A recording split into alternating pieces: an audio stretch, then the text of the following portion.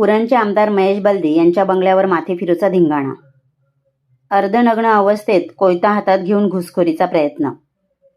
उरणचे आमदार महेश बलदी यांच्या निवासस्थानी एका माथेफिरूने हातात कोयता घेऊन घुसखोरी करण्याचा प्रयत्न केला. त्यामुळे उरणमध्ये मोठी खळबळ उडाली आहे.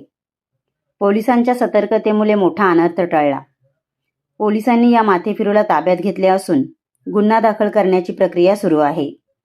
मिळालेल्या माहितीनुसार एका माथेफिरू तरुणाने अर्धनग्न अवस्थेत हातात धारदार कोयता घेऊन बंगल्याच्या भिंतीवरून उडी मारून आत घुसण्याचा प्रयत्न करत असताना पोलिसांनी त्याला अडवले.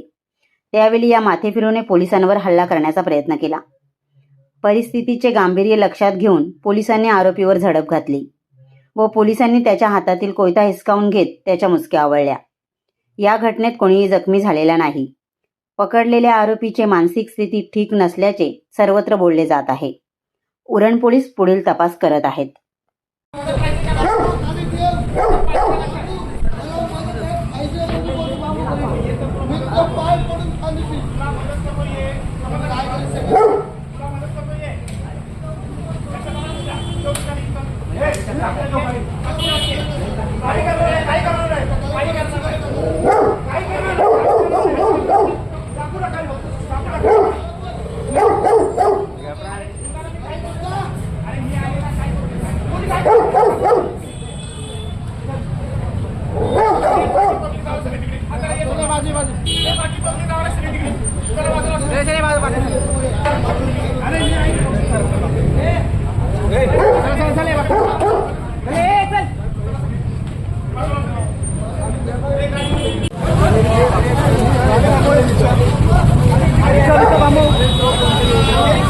अजून जण पकडा त्याला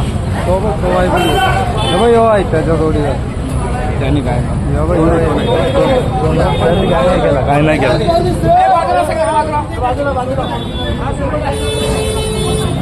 हे बाजूला बाजूला